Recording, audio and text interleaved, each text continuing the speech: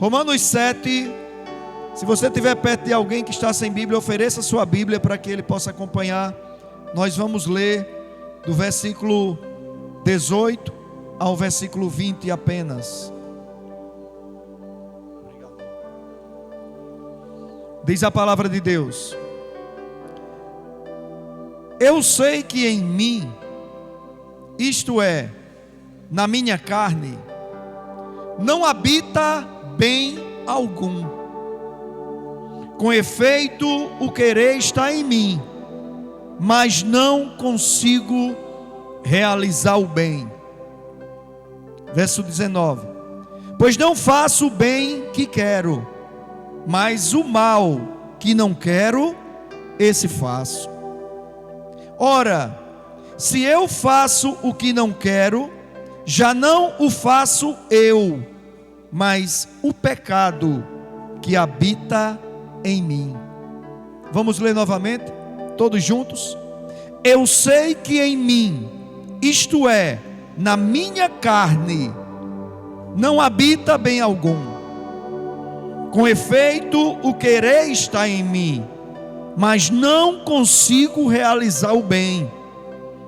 Pois não faço o bem que quero, mas o mal que não quero, esse faço. Ora, se eu faço o que não quero, já não o faço eu, mas o pecado que habita em mim. Maria Luísa acabou de ministrar aqui uma canção que não é nova, que fala sobre o poder de Deus nos alcançar e a transformação acontecer de dentro para fora. A reforma da igreja, na verdade a construção da igreja, porque seria reforma se nós estivéssemos trabalhando no antigo templo, que está demarcado por esse piso branco, como você sabe. A construção da igreja continua, e ela está passando por um processo agora de dentro para fora. E que processo é esse? O reboco. Outras regiões chamam de embolso. O reboco, como nós conhecemos, está acontecendo de dentro para fora. Então quem passar aí fora vai pensar a mesma coisa que sempre tem pensado: a igreja continua em construção, ainda não foi rebocada, porque lá fora não se observa o que está acontecendo aqui dentro. E muitas vezes eu e você estamos nessa condição. As pessoas olham para o nosso exterior e não estão observando o que está acontecendo no interior. E não irão observar até o que está acontecendo em nosso interior começar a ser exteriorizado. As pessoas vão passando aí e não sabem que a igreja começou a ser rebocada, até que termine-se o reboco dentro e passe a ser feito o de fora, o exterior. Irmãos, lendo a palavra de Deus hoje, e eu repito, é leitura bíblica desse dia, Deus falava comigo sobre querer o bem, mas infelizmente produzir o mal. É o tema dessa mensagem: querer o bem e produzir o mal. Não apenas Paulo passava por esse processo. Um homem de Deus, transformado, convertido em um encontro íntimo com o Senhor Jesus Cristo. Não foi alguém que perguntou se Paulo queria aceitar Jesus, como aconteceu comigo e com você. Foi o próprio Senhor Jesus Cristo que foi ao encontro de Paulo. Independentemente, preste atenção aqui, da forma como eu e você aceitamos Jesus, muitas vezes nós, eu e você, nós nos encontramos nessa mesma situação em que Paulo declarava aos irmãos de Roma, ao povo de Roma. Nós sabemos o bem que nós devemos fazer. E entenda-se, quando nessa mensagem você ouvir bem, entenda-se fidelidade. Quando você ouvir nessa mensagem bem, entenda-se compromisso com Deus. Entenda-se lealdade ao Senhor. E quando você ouvir mal, entenda-se pecado, infidelidade. Nos meus 27 anos de evangelho, dos quais em fevereiro farei 18 como pastor, já ouvi muita gente dando desculpas de ser infiel a Cristo, de ter abandonado o Senhor Jesus Cristo, de ser desobediente à sua palavra, a palavra de Deus, dando desculpas por causa, ou usando como, vamos dizer assim, álibi, a queda de outra pessoa, a infidelidade de outra pessoa, a inconsistência no evangelho de outra pessoa, e às vezes até a decepção que outra pessoa produziu em sua vida. E aí eu acabo com a conversa rapidinho com uma pergunta: fulano foi infiel, fulano não obedeceu, cicrano lhe decepcionou, e Jesus fez quais dessas coisas com você? Nós não temos motivo para sermos infiéis ao Senhor, porque o Senhor continua fiel a mim e a você. Mas é verdade, sabemos o bem que devemos fazer e não fazemos. Sabemos a fidelidade que devemos apresentar ao Senhor e não apresentamos. Sabemos a obediência à palavra que devemos frutificar e não frutificamos. Paulo, ele dizia isso: em mim, quer dizer, na minha carne, em nós, na nossa carne, não habita bem algum, irmãos.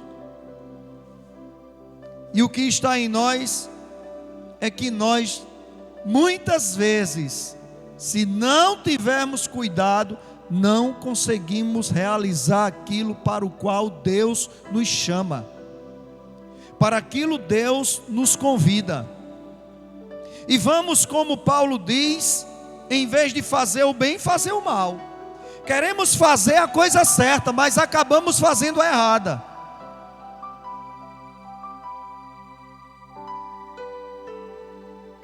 Sabe, irmãos, nós temos que ter muito cuidado com as tentações. Nós aprendemos nesse lugar que a tentação, ela não é o pecado. Por isso a Bíblia nos expõe a verdade que diz que o Senhor Jesus morreu sem pecado. Não é isso que a Bíblia diz? Que o Senhor Jesus morreu sem pecado. Então ela acaba nos ensinando que a tentação não é o pecado. Porque se o Senhor Jesus morreu sem pecado, o que se fazer com os 40 dias que ele passou sendo tentado no deserto? Ele foi tentado, mas não pecou. Mas é preciso eu e você, agora que sabemos dessa verdade, que a tentação não é o pecado, não descuidarmos com as tentações. Porque se não cuidarmos, irmãos, vai ser gerado em nós o mal, vai ser gerado em nós a infidelidade. Nós sabemos que devemos ser fiéis, mas seremos infiéis. Nós sabemos que devemos obediência à palavra, mas seremos desobedientes. E isso eu vou aprender com você no livro de Tiago, capítulo 1. Abra sua Bíblia no livro de Tiago, capítulo 1. E é isso que a palavra de Deus vai nos ensinar, que nós devemos ter cuidado, irmãos, com as tentações, porque mesmo nós pensando em fazer o bem, poderemos sim produzirmos o mal. Não pense que nós estamos livres. Se Paulo declarava essa verdade sobre sua vida, quem somos eu e você para pensarmos que estamos livres dessa questão? Se Paulo declarava, aquilo que eu sei que devo fazer, eu não faço. E quantas vezes eu e você, enquanto servos de Deus, sabemos, já recebemos conhecimento, entendimento, instrução, ensino de como devemos andar, não como crentes apenas, não como evangélicos apenas, como Luísa falou, mas como servos de Deus, como servos do Senhor. Porque o servo é aquele que entende a autoridade que alguém tem sobre si. E quando aquele alguém que tem autoridade sobre si fala, ele simplesmente diz sim. No nosso caso, amém. O servo é aquele que a ordem do seu Senhor sendo dada, por mais que lhe doa, por mais que lhe pareça estranha, ele vai dobrar sua cerviz à ordem do Senhor. Então não sejamos apenas crentes, evangélicos. O censo está passando aí, meu irmão. O censo do IBGE 2022 está passando aí. E vão chegar na sua casa e vão perguntar qual a sua religião. E você vai lembrar dessa mensagem. Porque você vai declarar: eu sou cristão evangélico.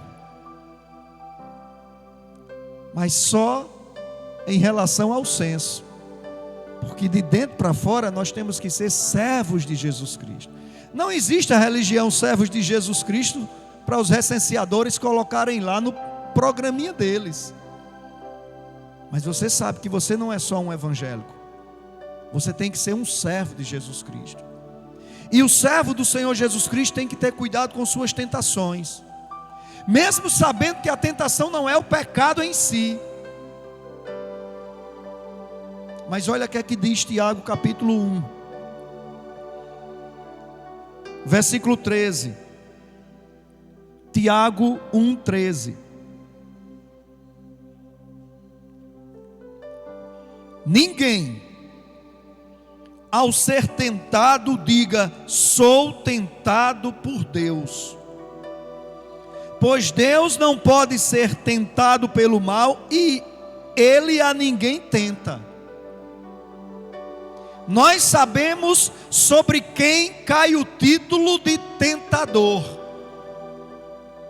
Então, irmãos, já é um aviso que Satanás está por perto quando nós somos tentados. Por que é um aviso que Satanás está por perto? Porque ele é o tentador. A Bíblia me ensina, a Bíblia te ensina que ele é o tentador. Então, quando você está sendo tentado em qualquer área que seja da sua vida, você já recebeu a informação que como diz o outro matuto, o capiroto está por perto. O diabo está rondando em derredor, buscando para tragar. Deus ninguém tenta. Deus a ninguém tenta. O Espírito Santo leva o Senhor Jesus Cristo ao deserto para ser tentado por quem? Pelo diabo. E olha o que é que diz a Bíblia. Versículo 14 diz: cada um porém, olha só, presta atenção, cada um porém é tentado por sua própria cobiça, quando esta o atrai e seduz. Sabe por que aqui você escuta tanto para cuidar do seu coração? Porque nós já recebemos a informação que do nosso coração procedem as nossas entradas. Nós já recebemos a informação que o nosso coração pode ter 4 tipos de terra. E eu orei antes da exposição da palavra para que a terra boa seja encontrada pela boa semente que já está sendo lançada. E por que é que nós ensinamos tanto a cuidarem dos seus próprios corações? Porque, meu irmão, Nós somos tentados naquilo que já há dentro de nós, na nossa própria cobiça. E quando a palavra de Deus fala cobiça, não pense que está ligada somente ao financeiro, cobiçar as coisas materiais. É o que a Bíblia me ensina. Cada um, porém, é tentado por sua própria cobiça. Quer dizer, já está dentro de mim, já está dentro de você. Quando esta o atrai e seduz. Sedução, meu irmão, é enganar com o emprego de razões tentadoras. Nós somos seduzidos. Somos seduzidos pelos nossos próprios desejos. E por que eu e você temos que ter cuidado com as tentações? Pergunte para quem está do seu lado: por que eu e você, nós temos que ter cuidado com as nossas tentações? Diga para ele. Tiago 1:15 vai responder. Porque depois, havendo esse desejo concebido, dá à luz o pecado. E o pecado, sendo consumado, gera a morte. Para que você entenda bem, figuradamente falando, a tentação é como a gestação de uma mulher. A tentação é como uma gravidez. É gerado o bebê e vai se desenvolver, crescer, e daqui a pouco chega a hora da mulher dar à luz à criança. A palavra de Deus compara a tentação a uma gestação. É isso que fala o versículo 15. Depois, havendo esse desejo concebido, quer dizer, o seu desejo vai lá e cria a tentação, concebe a tentação. Havendo concebido, dá à luz o pecado. E por sua vez, o pecado sendo consumado vai gerar a morte. Preste atenção, igreja do Senhor. O que Deus nos fala hoje: eu e você queremos fazer o bem, mas muitas vezes produzimos o mal. Por quê? Porque não estamos atentando, dando a importância devida às nossas próprias tentações. E quando você menos espera, a tentação concebeu e deu à luz o quê? O que é que a Bíblia fala? Tiago 1,15, deu à luz o pecado. E o pecado sendo consumado vai gerar outra coisa pior, que é a morte. Jesus não me chamou, não te chamou para andarmos mortos espiritualmente, mas andarmos em novidade de vida. Irmãos, e não interessa quanto tempo nós temos congregacionalmente falando, não interessa o nosso entendimento da palavra. É impressionante como às vezes eu converso com pessoas que alguém olha para ele e diz: essa criatura não tem entendimento nenhum. Mas como aquele abençoado tem entendimento da palavra. Irmãos, e que a nossa mente esteja unificada à mente do Senhor. Porque muitas vezes a tentação, ela começa por aqui, ó. Você começa a pensar de uma forma diferente a este livro. Você começa a pensar de uma forma independente a este livro. E olha que a palavra de Deus, sabendo disso, nós recebemos a notícia do apóstolo Paulo, esse mesmo que escreveu aos Romanos, também escreveu a um jovem Timóteo. E ele instruiu Timóteo em muitas coisas, inclusive que a salvação só está no nome de Jesus. E quando a gente fala em salvação, gente, a gente limita muito. essa coisa grandiosa que é a salvação. A gente acha que salvação é somente ter o nome escrito no livro da vida. Mas quantas pessoas aqui, como eu falei na última pregação que eu tive a oportunidade de trazer, foram salvas em áreas de suas vidas físicas, como a embriaguez, a prostituição, o adultério, os vícios. E por que é que a palavra de Deus nos pede para levarmos a nossa mente cativas à obediência do nosso Senhor e Salvador Jesus Cristo?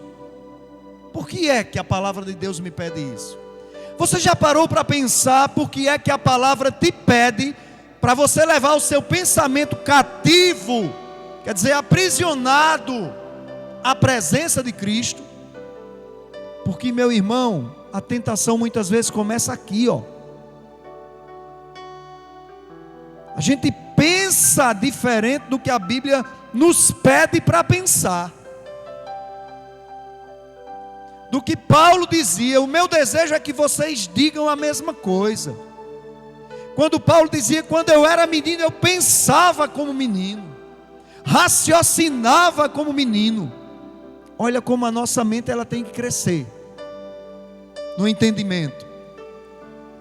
A nossa mente nesse processo, preste bem atenção, de sabermos o bem que devemos fazer, a fidelidade, a obediência à palavra, uma vida comprometida em servir ao Senhor. Nesse processo, irmãos, preste atenção aqui, nesse processo de sabermos o bem que devemos fazer, mas não fazemos, fazemos o mal, o pensamento tem uma importância gigantesca. É quando você deve parar e pensar assim, ó, o que é que eu estou fazendo agora? Por que que eu estou fazendo isso? Isso que eu estou prestes a fazer agrada a Deus? Por isso que a nossa mente, irmão, tem que estar unificada à mente de Cristo. O pensamento de Cristo em todo o tempo era obedecer ao Pai, fazer a vontade do Pai. Por isso que mesmo quando Ele está em um dos momentos mais difíceis da sua vida, arrebentado fisicamente, sendo transtornado pela sua ansiedade, e ele pensa naquilo que vai passar, a angústia era tanta, que Jesus chega a dizer, Deus, Pai, me tira desse acolcho, me tira desse aperto, não me permita passar essa situação, se for possível, passe de mim esse cálice. Aí olha só o pensamento de Cristo, imediatamente ele pensa, e raciocina, o que é que eu estou dizendo? Eu sei que foi para exatamente esse momento que eu vim. Então ele diz, mas não seja como eu quero, Pai, seja como o Senhor quer. E nesse processo de desejarmos obedecer a Deus, mas sermos desobedientes, nesse processo de entendermos que temos que ser fiéis a Deus, mas somos infiéis, o pensamento tem uma importância gigantesca. Pense, pare e pense, o que eu estou fazendo?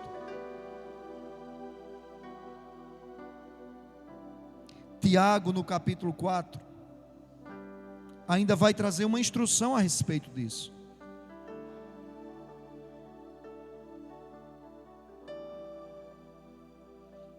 No versículo 8,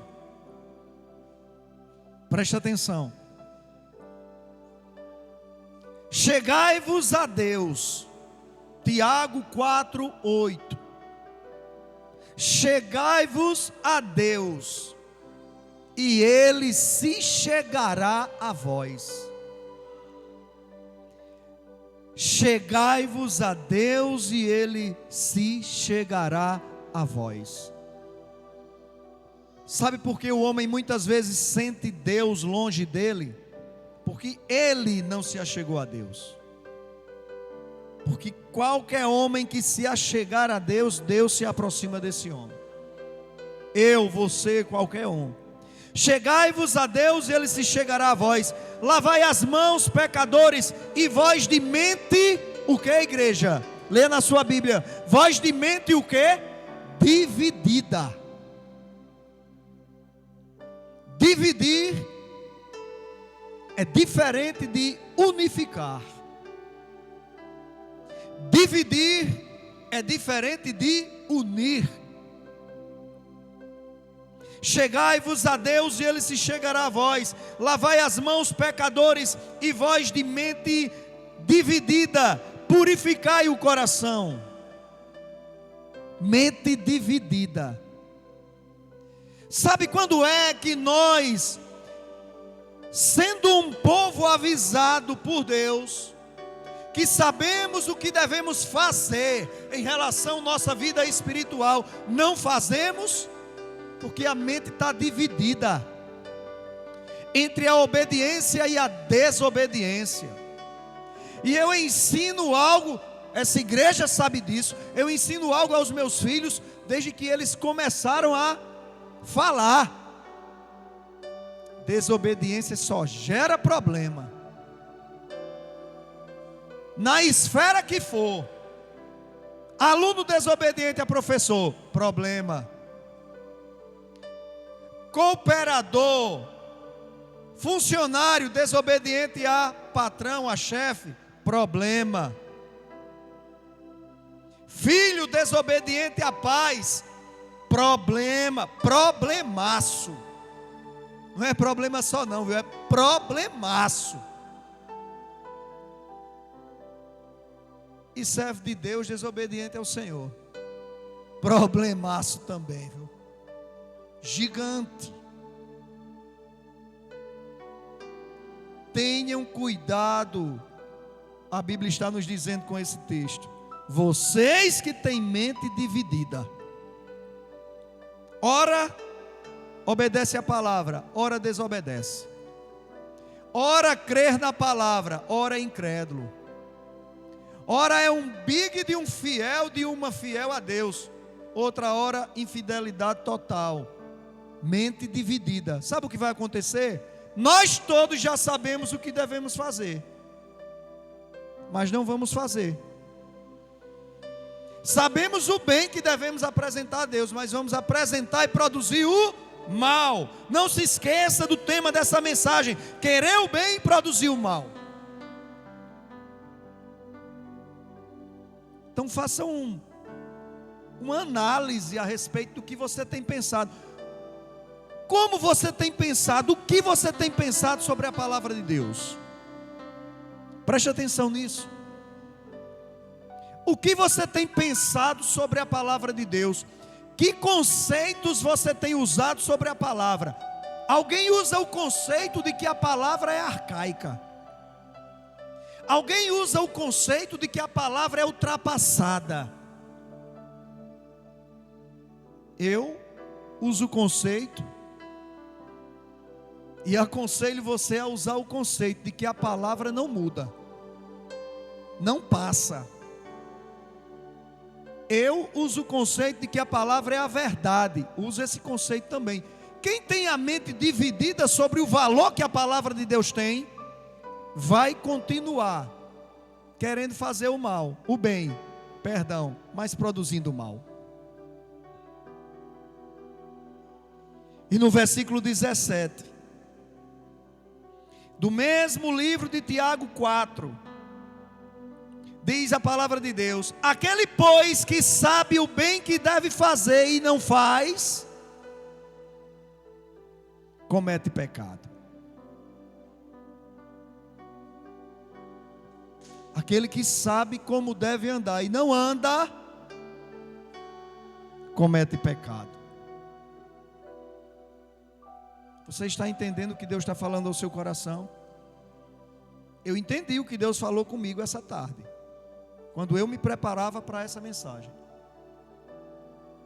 Aquele que sabe o bem que deve fazer e não faz, comete pecado. E pecado nos afasta de Deus. Pecado nos faz ter o nome riscado do livro da vida. Pecado fecha a possibilidade de passarmos por uma das 12 portas da cidade santa, o céu.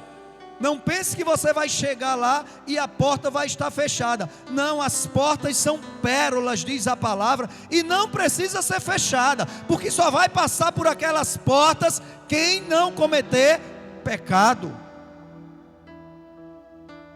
Pastor, então nós estamos, como diz o Matuto, lascado, porque nós somos pecadores. Verdade, todos nós somos. Mas o problema está em não reconhecer o seu pecado.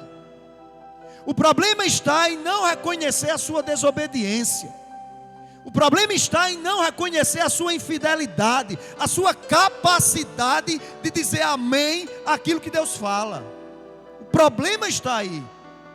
Não está em sermos pecadores, porque a raça humana é pecadora, e Deus nos amou de uma forma tão grande, que enviou Jesus Cristo para pagar os nossos pecados.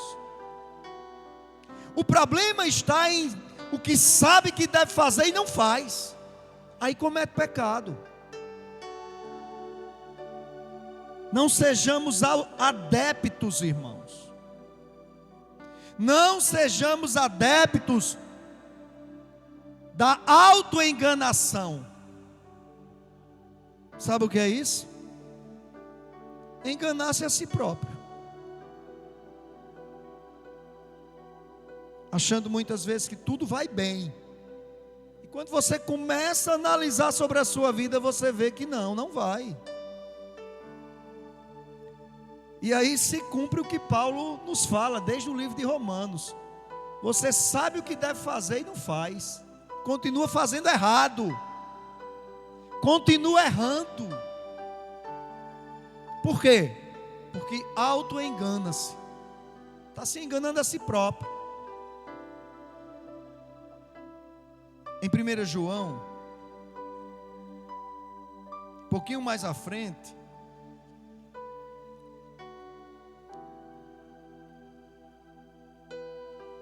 João vai nos ensinar a respeito dessa questão, dessa demanda. Não sejamos adeptos do auto-engano, porque senão vamos continuar querendo produzir o bem, mas misericórdia, continuamos produzindo mal.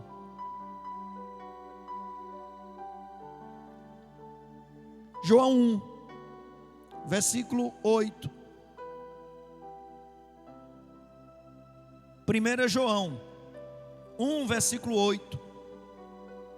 Todos encontraram? Olha só que texto maravilhoso sobre andar na luz. O contexto aqui é andar na luz. Andar na luz. E olha o texto: se dissermos que não temos pecado nenhum, enganamo-nos a nós mesmos, e não há verdade em nós. Mas olha só o versículo 9, a promessa: se confessarmos os nossos pecados, Ele é fiel e justo para nos perdoar os pecados e nos purificar de toda injustiça. Então o problema, meu irmão, repito, o problema não é sermos pecadores. Todos nós somos. Inclusive nos revela a Bíblia que aquele que disser que não tem pecado é mentiroso. O problema não é sermos pecadores. Repito, o problema é não reconhecermos os nossos pecados. O problema é não nos arrependermos e não deixarmos o pecado, porque diz a palavra que aquele que confessa, aquele que deixa, vai alcançar misericórdia. Mas aí endurecemos a cerviz, que é essa parte aqui, do corpo humano. Endurecemos a cerviz e estamos ali como alguém que engoliu uma alavanca, duros. Não nos rebaixamos à palavra de Deus, não nos dobramos ao ensino da palavra. É queixo altivo, é olhando para cima com ar de superioridade.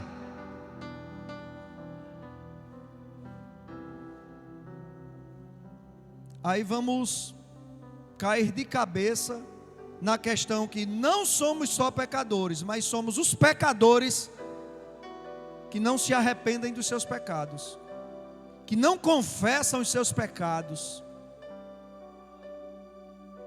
e que não deixam os seus pecados. Então, quer fazer o bem, mas continua produzindo mal.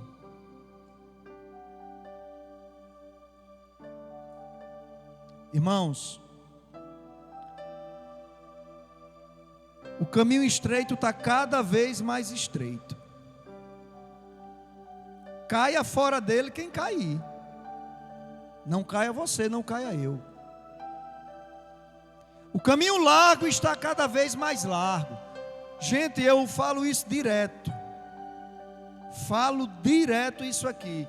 Antes, para você sentar na roda dos escarnecedores, você tinha que procurar sair da sua casa e chegar em um ambiente em que tinha uma roda de escarnecedores e você sentar. Hoje você nem se levantou da sua cama quando o dia tem início e você já pode estar na roda dos escarnecedores através do celular.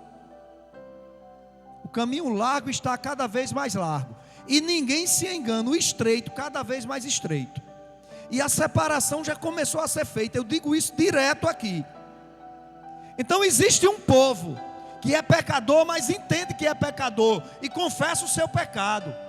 Não engana-se a si próprio dizendo: está tudo bem, está tudo às maravilhas, eu já aceitei Jesus Cristo. Existe um povo que confessa e deixa. E existe uma geração que não confessa, não deixa e continua desobedecendo. Volte lá para o trecho de Romanos, capítulo 7,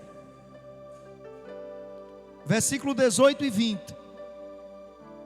Eu sei que em mim, isto é, na minha carne, não habita bem algum.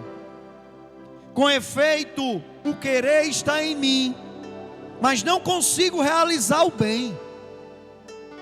Paulo dizia: eu quero realizar o bem. O desejo de realizar o que é certo está em mim, mas eu não consigo. Se não era fácil para Paulo, imagine para mim e para você. Pois não faço o bem que quero, mas o mal que não quero, esse faço. Ora, se eu faço o que não quero, já não o faço eu, mas o pecado que habita em mim.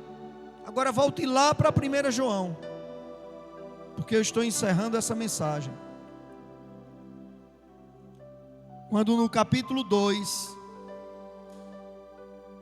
versículo 1 e 2, Deus inspira João, o discípulo amado, para nos trazer essa verdade. 1 João 2, 1 e 2. Filhinhos meus, estas coisas vos escrevo para que não pequeis. Se porém alguém pecar, temos um advogado para com o Pai, Jesus Cristo, o justo. Ele é, preste atenção nessa palavra, Ele é a propiciação pelos nossos pecados. E não somente pelos nossos, mas também pelos de todo mundo. Jesus é a propiciação pelos nossos pecados. Propiciação é aquilo pelo qual Deus se torna propício. Eu vou repetir: propiciação é aquilo pelo qual Deus se tornou propício a mim e a você. E como foi que Jesus se tornou a nossa propiciação? O Senhor Jesus se tornou a minha, a sua, a nossa propiciação, sendo sacrificado por vontade própria na cruz do Calvário. Se o sacrifício de Jesus não tem valor algum para você, você está no lugar errado. Porque aqui nós valorizamos muito o sacrifício do Senhor. Então Luísa nem sabia. E acabou ministrando para concordar com essa mensagem.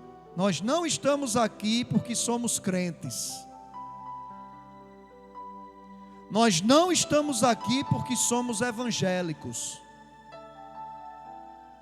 Nós estamos aqui porque somos servos do Senhor Jesus Cristo. O servo é para servir. Não interessa o que o Senhor pedir, sirva, faça, cumpra, obedeça. Senão você não é servo. Senão eu não sou servo. Hoje eu tive um tempinho de mesa com o Francimar. Falei algumas experiências da minha vida para ele. Francimar emocionado, me falou algumas coisas que aquela nossa conversa tinha gerado na vida dele. Nós não estamos brincando, irmãos, de salvos. Porque quem brinca de salvo não entra no céu. Repito, é palavra dura, né? É nada. Porque essa palavra é para que você tenha tempo de conserto. Palavra dura é naquele dia você chegar diante de Deus, Ele dizer, o Senhor Jesus, ei, afasta-te, não te conheço. Aí é uma palavra dura, porque não vai ter mais jeito. Mas palavras de ensino como essa, meu irmão, que nos faz raciocinar que dentro de nós habita isso. Sabemos o que devemos fazer e não fazemos, por vontade própria. Porque aquilo que eu quero fazer e não faço, não é por causa da vontade de Luísa. Eu não sou desobediente porque Luísa deveria ser obediente. Quem entendeu?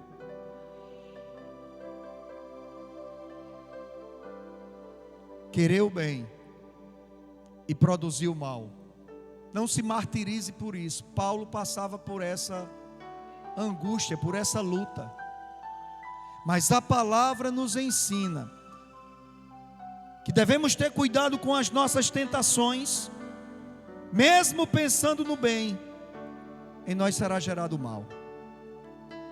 A palavra nos ensina que a nossa mente deve estar unificada com aquilo que o Senhor Jesus Cristo pensou e nos permitiu aqui, entendimento através da palavra. E vimos ainda que não sejamos adeptos do autoengano. Isso não cabe mais em nossas vidas.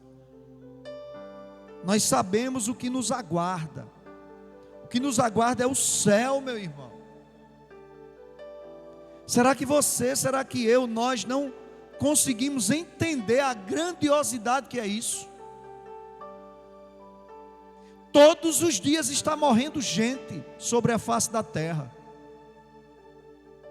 Crianças estão morrendo. Nesse momento tem criança morrendo, pais chorando a morte dos seus filhos. Pré-adolescentes, adolescentes, homens adultos, mulheres, anciãos, todos os dias tem gente morrendo e tem gente nascendo. É o ciclo da vida. E um dia chega a nossa hora também. É como se nós estivéssemos numa fila e cada um recebeu uma numeração, que nós não sabemos qual é, mas um dia Deus chamará. Número tal, pode subir, prestar contas agora. Então nós não podemos brincar com a nossa vida espiritual.